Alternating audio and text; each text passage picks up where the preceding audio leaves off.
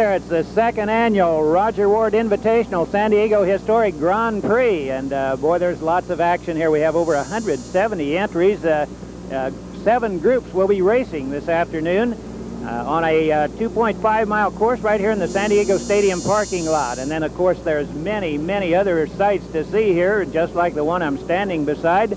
And we're going to start off by talking with Mr. Roger Ward, the guy that's in charge of all this. But remember, all proceeds go to the San Diego Automotive Museum in Balboa Park. It's a beautiful day. There might be some people that go to the beach, but they're going to miss a lot of fun if they do, because, gosh, based on yesterday's action, we're going to have some very exciting races. Well, we had a lot of cars, and I heard the announcer say, I guess there are more different kinds of cars than has ever been. Well, obviously, I guess we've set some kind of a record for diversity of automobiles. I mean, there are so many different kinds, and of course, we do have a lot of cars, 180, actually in excess of 180. So, yeah, we've set a record of some kind in that regard, and that's very exciting to me. It looks like everybody's having a lot of fun. The drivers, how about them? How they like the course? Well, the drivers, I've not had a single person come and complain about a darn thing. And race drivers do complain. It's about like being in the Army, you know, you complain. But, yeah, everybody has just congratulated us on the way the event has been conducted so far, and we're just absolutely delighted with it. And hopefully we're going to have another one next year, right? Well, we certainly are planning another one for next year. Okay, Roger, we're going to look around and watch some racing going on, and we'll keep an eye out for you and talk to you after it's over. Thank you. We're talking with Augie Pabst, and Augie, you're one of the guys that I can remember from Riverside, mostly in the Scarab race cars. Back when Can-Am cars, every one of them was different.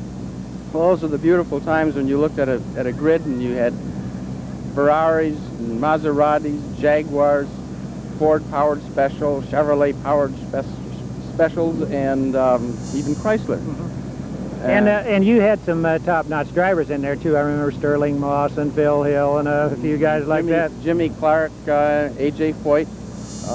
I drove with A.J. and Roger Penske for John Meekum Jr. for 2 years, and then for Briggs Cunningham. And now I'm driving for Ruck Cunningham, BMW here in town. Augie, are there any Scarabs around anymore? Yes, there were. Lance Reventlow built 3 front-engine sports cars, and I have one. Don Orozco of Fresno has one, and Miles Collier from Naples, Florida has one. And then they built one mid-engine sports car, which I'm fortunate enough to have, and then he built 3 Formula One cars, and I think Orozco has one, and I really don't know where the other 2 are. So basically, every one was a race car. Then a Scarab was a race car, an all-out race car.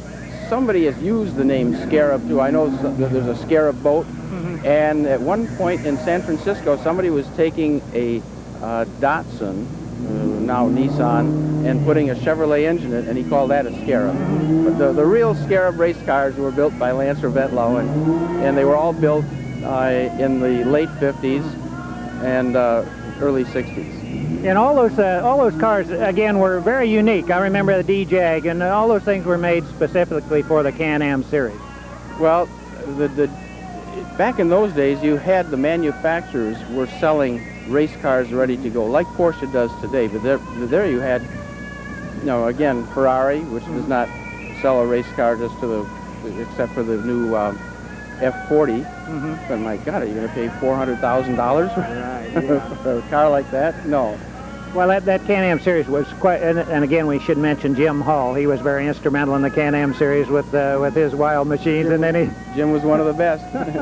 Now, what was your biggest win, Augie? Is there any one that stands out in your career? Oh,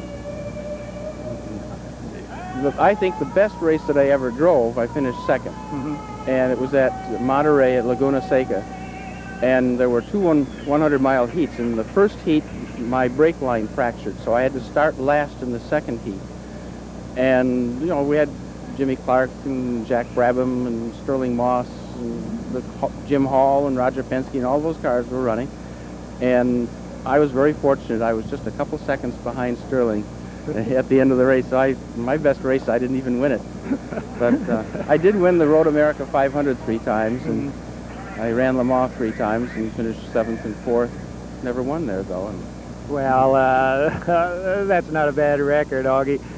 Should talk about today now just a moment. You're driving an Indy car, and After you've been out of cars for a while, that must be a handful. I'm driving an Indy cars, an A.J. Watson, owned by Rug Cunningham, BMW. And I'll tell you, yesterday I was so embarrassed. We went out for a couple warm-up laps, but my tires weren't warm enough, and I get to turn 2, and I thought I was just squeezing it gently. Geez, the rear tires lit up, and I was doing spinning, and oh God, if I bend this car and I have to go back and apologize, but fortunately I missed everything, and through no skill of my own. And now I'm finally getting hooked up with it. But I'll tell you, it's a nice car, but it's a handful. It's amazing that you can learn how to handle that thing in just a couple of days. It wasn't really designed for this kind of racing. But you know, those things are fun. I mean, we're all here for fun. There's no prize money, and nobody's a hero today. We're just here because we love the cars and hopefully to win, to raise some money for the museum. Well, Augie, that's one thing I wanted to say. We appreciate you coming to town and helping us support this worthy cause here, because we're going to have a great museum here in San Diego, and hopefully this is going to be an annual event, get bigger and better all the time. You can't raise the money to support a beautiful museum like that in California, where you've got the highest percentage of people who enjoy and like automobiles, then there's something wrong. And I just went through the museum on Friday, and you guys have done a marvelous job. And I think that when you raise the money, you can do a heck of a lot more. Again, good luck in the race out there today. With that, keep your hands on that wheel. Thank you. Both of them.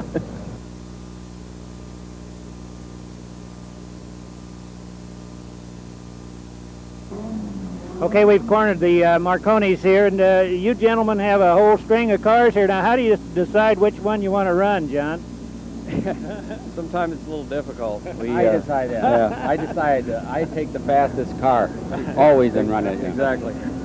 Dick, this is a unique car now. It looks like it's got K.K. Rosberg's name on it, and it's a Formula Atlantic car, but I guess from there he was a champion, then he moved into Formula One. Yes, that's true. In 75, 76, 77, he drove this car, and the one behind it is the rain car that he used as the backup. And this was a World Championship car, sponsored by the Excited Condom Company of Great Britain. That's why we've left it the flesh pink, where normally our cars are all orange. And John, you were running pretty hard yesterday. This is the second day, and you got up pretty close there. I think you were running in second. And these kind of cars now, is that difficult on this car to run that hard with them? Yeah, Will. They can take pretty much anything you put at them. The one problem is you're in the class with 600 horsepower, 700 horsepower Can-Am cars, and you got to really out-finesse them in the turns to make it happen. They've got the horsepower in the straightaway, and they'll get you every time. Now, how about this circuit here in San Diego? That gives you guys a little chance to get them up to speed, don't you? Do you get her going as fast as you'll go? It's a short course. You're hitting about 100 and probably 120 in some spots. Even with the Atlantic cars, that's about as fast as you're going. The cars are capable of 160, 165.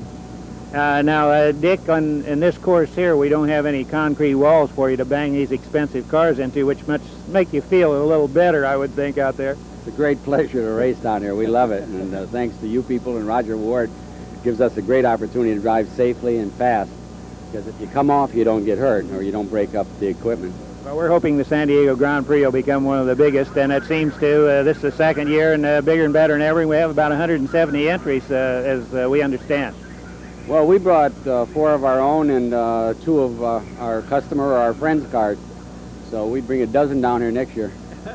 Now, how do you guys race against each other as friends now? You don't do any wheel rubbing in this kind of car, do you? Well, if I was fast enough, I would. I take the fastest car. He's the better driver. He passes me, and I never see him until he's passing me again. But I'm proud of him, and that's what's important. And we have a good time. You guys run against each other, John, and old Dad here's after you all the time, I guess, huh? Yeah, you just gotta remember one thing: who pays the bills. That's the secret. And then I guess you guys are in the top group of cars, the fastest cars, and that again must be a little exciting. That's the idea, is moving up in class and racing. I think every race driver wants to do that. So you're there, so that must make you feel pretty good to be out there with a gang of guys that know what they're doing. Yes, but it's more exciting against the guys that don't know what they're doing, you know. The beauty of racing vintage cars is everyone wants to take care of their cars, but Racing's racing at 60 miles an hour or 120 or 200 miles an hour. All the cars are about the same. It's just fun. Now, Dick, we here underground, is there any penalty now if you make a mistake and run a guy in the wall with one of these expensive cars in vintage racing? There has to be some policing of the group, or you wouldn't even have your car out there, I'm sure. Well, a lot of the time they'll, if it's obviously your fault and you hit somebody, you pay for his damage and your damage. You do that a few times and you're very cautious. If you do it flagrantly, then they bar you for a year or 13 months, and that's a very stiff penalty. But we don't want the cars broken. Well, now, in having a car like this, it must be great, too, not to just have it sitting there and look at it. It's nice to get out there and run it a little bit and play with it. Let's put it that way. It's the only reason I'm in it. You know, I like to look at them, but I have some pretty cars that don't go on a racetrack. We love the racetrack, and if I wasn't doing it myself, he'd have one car and you know, and a limited budget. When I do it, he's got a lot of cars and an unlimited budget. John, the Shadow's out there today now again, and this is the last day you're going to have a shot at him. Can you do it today with your finesse on this course? Yeah. Yeah, we'll get him. We're gonna work real hard at it and see what we can do. Well, there. It's neat that San Diego allows this to happen. This is really what's nice is it's so close to home. Well, we're trying our best to get this thing going here because all the proceeds go to the San Diego Automotive Museum, and thanks to folks like you, there's this kind of car around for us to look at. We love it. We're just so happy to help. Count on it. We'll be here. For the Vintage Grand Prix this year, the entries were divided into 7 different groups to allow everyone a chance to try a few laps on the 1.7-mile course. The Group 7 Super Sports A and B and Formula A racers were first on the program. The big cars ran 15 laps and averaged 108 miles per hour.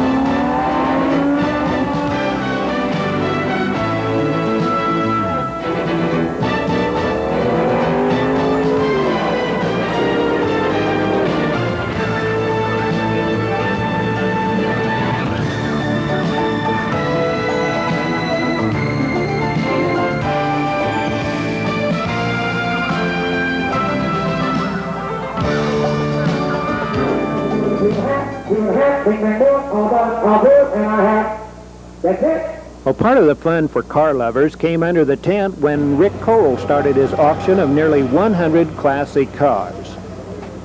In the group were everything from MGs to race cars to Cadillac convertibles and Ferraris. Check some of these beautiful classics that were offered to the bidders.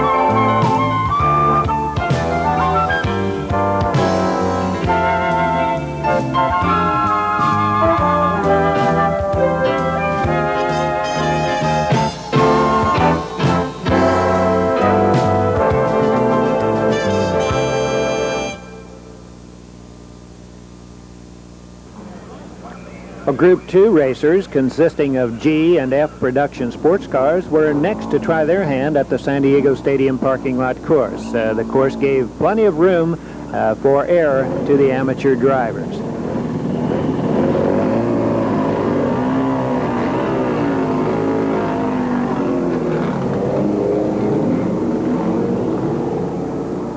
The Group 2 racers averaged 73 miles per hour for the 14-lap event.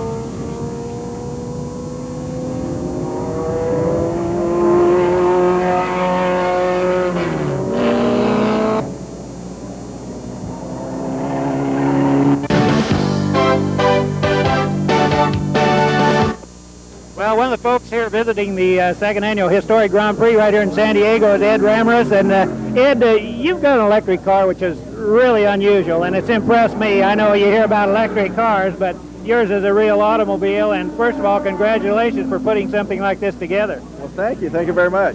And how long have you been working on this now? Well, we started doing research and development in 1973. And the car itself now, so everybody knows what an electric car will do. First of all, the batteries run down, of course, but your car will go 100 miles, is that correct? It'll actually go probably about 150, but we've only tested it up to 100 miles on a charge.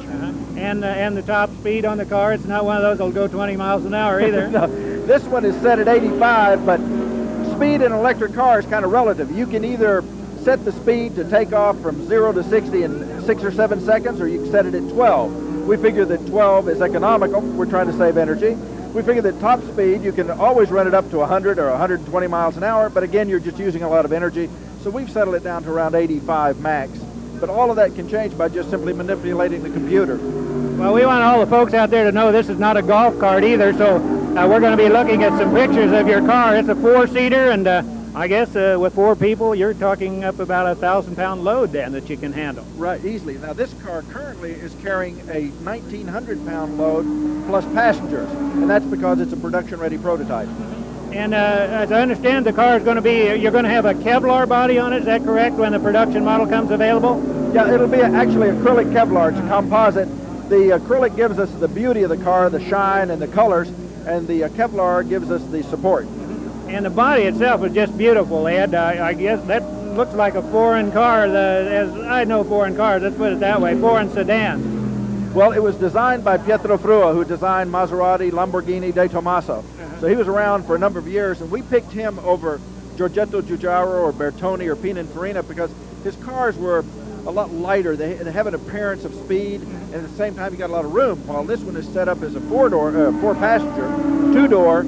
The back seat can be changed into a 5-passenger, so it's just a bench seat. Now, what do you have to do to drive this car, Ed? Is there anything unusual in there? Do you start it up? You don't start it up. You don't have a starter. No, it actually works like a light bulb. You turn on the switch and it's ready to go. So there's no power used unless you're depressing the accelerator. So what you hear now from it is what you're going to hear when the power's on. And simply, You press the accelerator and drive it like you would an automatic transmission.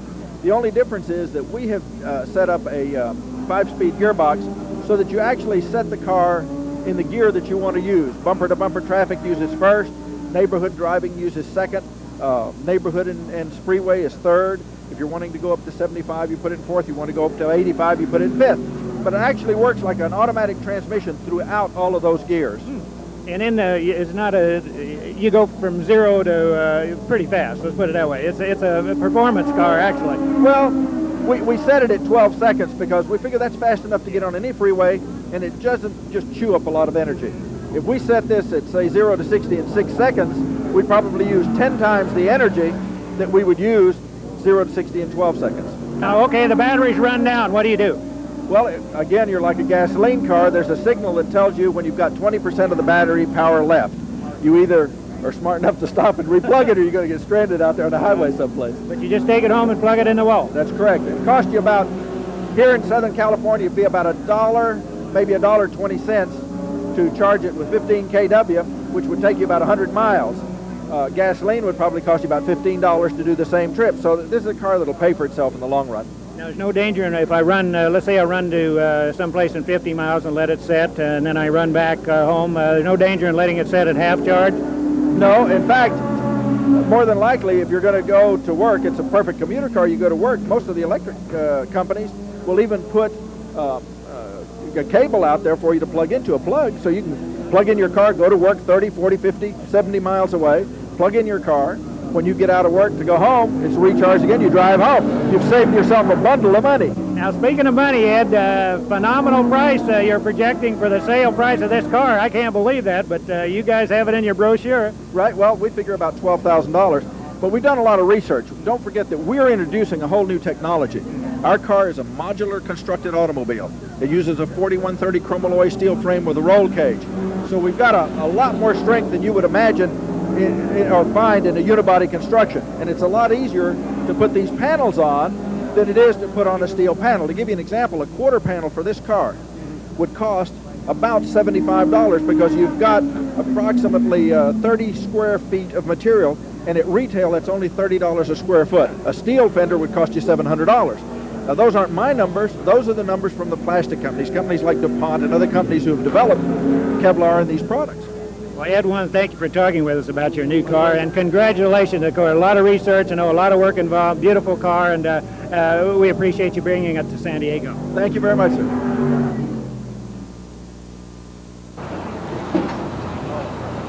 Antique race cars require a lot of tender, loving care. Now, this pair of 1956 and 1958 aluminum-bodied Lotus 2 racers were being groomed for the Group 3 run on the San Diego Stadium course.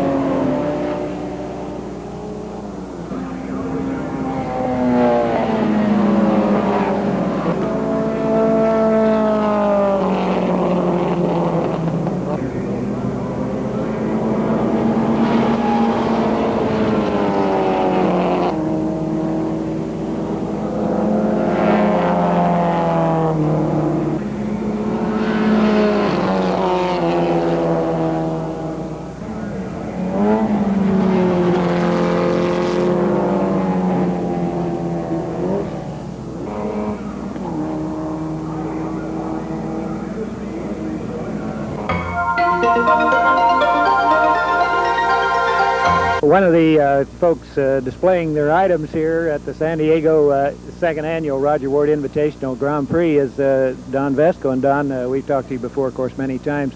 You got a new vehicle once again for the Salt Flats, and what's the story on this one? This one's now into its third season. We did some teething in the first 2 seasons, and we're trying to go 425 with it and break that world's land speed record. Now, it seemed to be the last time we talked you were after that 425, so that's still there. Well, last time we talked, I think I had that other car with the Augie in it, and I crashed that one pretty hard. So this one's actually a co-project with my brother and myself, so we don't compete against each other. Now, what do you have in this one? It's got 2 small block Chevys, basically NASCAR engines, and they're on gas. Now, the car got banged up, but Don Vesco didn't? Well, Don got banged up too, but not that bad. Don, I'm always amazed at the way you talk about going 400 miles an hour. And we have some problems at the Salt Flats now. I guess there's a kind of a campaign on to save the Salt Flats. If they go, there's no more Salt Flat racing, I guess. Well, it's coming along pretty good right now. The salt's been good for 2.5, 3 years. The salt company there, the people that are pumping the potash out of there, I think are starting to think our way a little bit, because they can help us save it and still get their product out. And it's just a matter of economics, and in the long run they can save money on taxes by helping us fix it. So my brother's working pretty hard on that, because he's right up there in Brigham City, which is close by. So he's more aware of what's going on than what I am down this way. Now, Don, I know you held the record for some time up there. Do you still have any records that are current? I still hold the motorcycle record at 318, and I've got some of the other my old speed records, you know, what the motorcycle still hold. And we hold, I think, one at 318 with this car, and our 311 with this car, and some other car records. But only 318. I was just cruising along. Getting to be slow now. You know, we've been running up to 350, and I got an airspeed one time at 390 on this car, and I don't know, 300 slow. Well, Don, let's hope you make that 425, and we'll be with you, of course, pulling for you. I appreciate that, and thanks. We'll make it.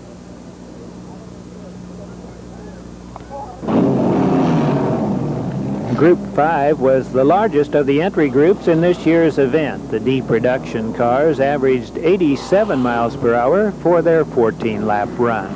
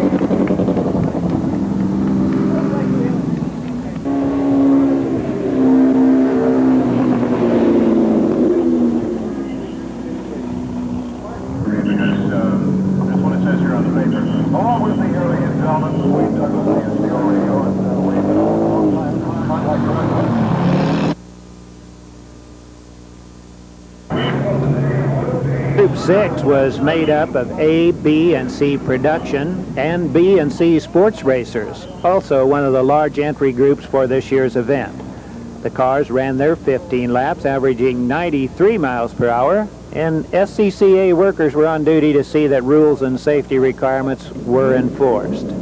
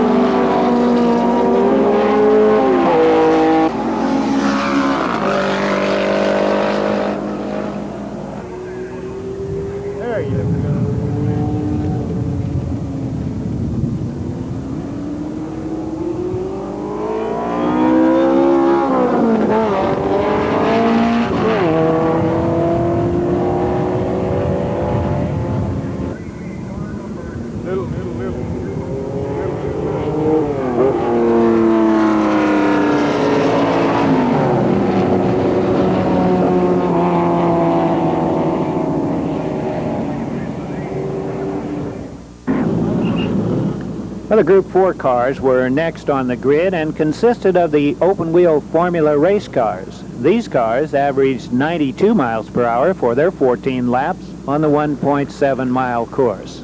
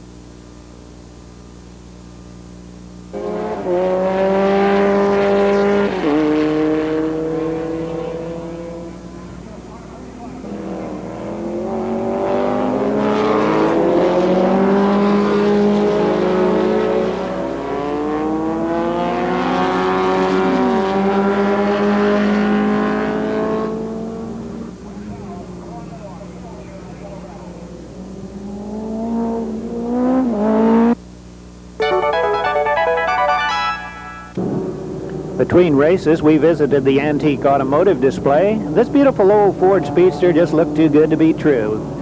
We asked if we could hear her run, and she required a little coaxing, and she did. I'm ready.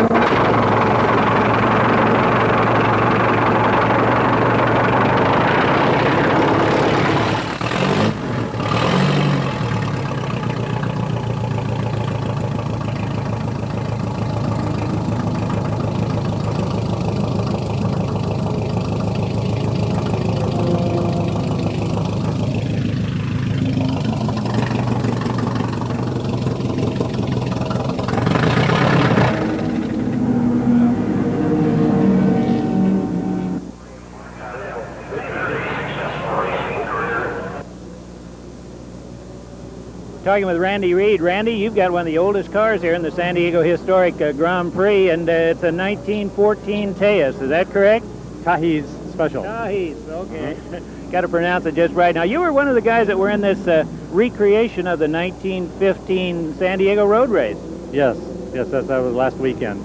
And how was the crowd for that response? Oh, we had quite a few people turning out. A lot of people out on the sidewalks, along lining the course, out in their front yards, backyards. Now, how does a 1914 car run that long? Well, it basically just ran in a few races and never really got used up. It didn't get parted out and made into other things, and it just sat around in garages for many years. Obvious question: how many of these were made, Randy? Do you know? As far as I know, just one. Just one. Right. I had heard a rumor that there was 2 cars, but I never have been able to substantiate that. Now, one thing unique about your cars, restoration, usually they make them so they look just brand spanking new. Yours really looks the period. Right. This car is basically unrestored. We've only restored a few things that are necessary to make it operate safely. The wheels and new tires, a few mechanical things that had to be repaired. We always hear tales about wire wheels, and these are probably some of the biggest ones in the racing game today. Do you have any troubles with those? No, I haven't had any problems with it at all. When we rebuilt the wire wheels, we had all new spokes made for it. They had to be special made, and all of the original steel pieces were all Magnaflux, and everything was checked quite carefully and assembled as well as we could. Now, this is the second day of the second annual San Diego Historic Grand Prix, and it's a great day. We have great weather, a lot of cars, and how did you make out yesterday? That's the question right now. Well, in the race yesterday afternoon, we came in about 6th out of around 17 starters, and the car was running real good, and we had a good time. One last question, Randy. When you're going in the corner, I see you doing a lot of stuff down in there. What all you have to do? Oh, you're using the foot brake, you're using the throttle, you're using the hand brake, the clutch, the gear shift. You're doing kind of a tap dance down in there. And not necessarily in that order. No, the order varies. Randy, good luck today. Thank you for talking with us. Thank you very much. Well, here's another unusual car we saw while wandering the pit area. This 1934 Morgan sports car looks normal in the driver's area, but it has only 3 wheels. The engine's up front, and some of the moving parts can be checked visually while it idles.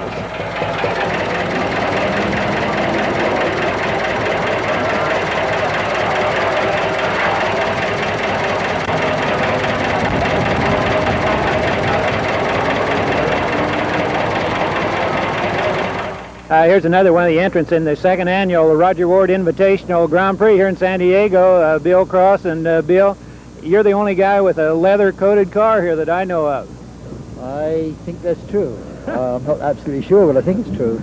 Yeah. And you're the oldest driver in this event now. Does that scare you a little bit, getting out there with some of those young guys? No, it should scare them, not me.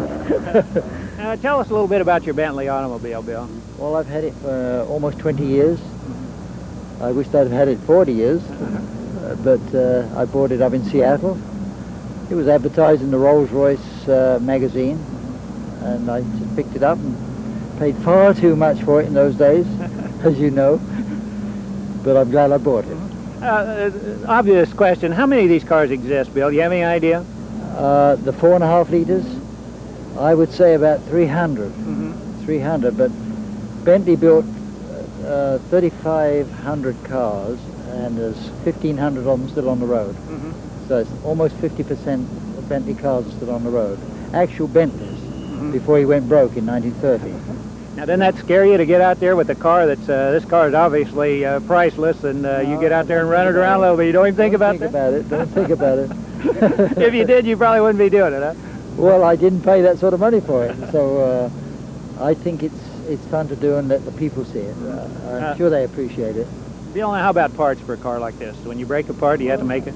I took this car up to Victoria and back. We drove it to Victoria and back last spring to the Victoria meet in Canada, and all we had was the water pump went out on the way back, and I got a fella to rebuild it for me and bang it back on again. So you rebuild the parts. Up to now, the back axle is, I better touch wood here. It's been all right. The gearbox has been all right. And the engine's broken down a few times, but it gets put together again. Well, Bill, we owe guys like yourself a great deal of gratitude for keeping cars like this alive. And, you know, when all this goes, all our history would be gone. And you guys are doing it. You know, we like doing it. Absolutely. Absolutely like doing it. When I think of historic Grand Prix, I think of Peter Giddings. You're always there, and you're the epitome of this form of racing. You always have a great car. Tell us a little bit about this Bugatti. How many of these are around still? Well, just a handful, particularly here in America. This is a 1926 Type 37A Bugatti. This was a Voiturette in its day. They made an 8-cylinder version. This is the 4-cylinder version. And this really was for the young amateur that was coming up in racing. This was something affordable. Nevertheless, one of these cars was timed at 122 miles an hour at Brooklyn, so they do not hang around. The Group 1 cars are pre-war and truly a museum on the racetrack. The oldest car was a 1911 Pope Hartford, and with many more priceless treasures in the field for this display of automotive history.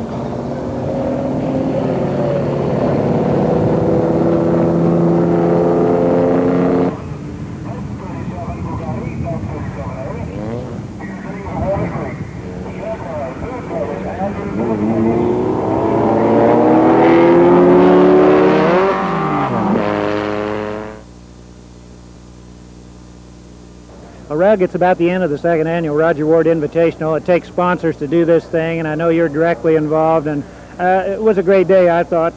What about your views of the thing? Well, I think the racers are all in the tent right now discussing just that. This is the second year, and it grew by about 60% over the first year. We had nearly 200 cars this year, and every one of those race drivers, whether they had good luck or bad luck, had a ball. And that's what this sport of vintage racing is all about, to bring out these cars that we love, the ones that have soul and character, that we have all this great feelings about, and to run them like it was 30 years ago or 40 years ago or 15 years ago. And I, as a matter of fact, drove a couple cars here that I raced, one in 1969 and one in 1975, and for me that's a long time ago. Well, now, you were gracious enough, we talked with Augie Pabst earlier, you were gracious enough to lend him your Indy car, and he said it got away from him there the first race, and he was kind of happy with the thing after he'd run it a while, I think.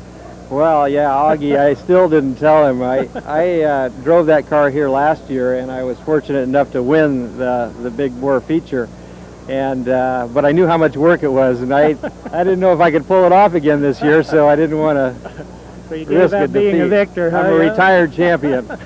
You know, one other thing, this year we had the Rick Cole auction, and when we were here last night, it looked like it was a great success. Oh, it was. There was a huge crowd here last night. A lot of the racers, but a lot of people that came down just are interested in collectible cars. And a lot of car club members and auction regulars were here, and I think they sold a good percentage of the cars that went across the block. And when I looked at the cars, there were 85 on the count list, which I thought was phenomenal. Yeah, and some darn nice ones. Okay, that's about it. Now we talked with Mr. Cunningham here. Rug, I know you had a good time. I know you're happy with the success of this one. Now let's look forward to next year. Yeah, we're going to shoot for even bigger field next year and more publicity and even more crowd pleasers. And I think everybody's real happy with this one. Roger, we're coming to close here now, the second annual Roger Ward Invitational, the San Diego Historic Grand Prix, and it looks like a success. Everybody had a lot of fun today. Well, they certainly did, and I just can't thank the sponsors enough. I mean, Rug Cunningham, the Avanti dealer. I mean, gosh, everybody that contributed to this thing, I just can't thank them enough, because they're the people who've made it the gigantic success that it is. And of course, we had a lot of spectators who had a lot of fun today, so it's been great. Now, we talked to a lot of the drivers, and they think it's just the greatest. The track you guys laid out, you're not going to take credit for that, huh, Roger?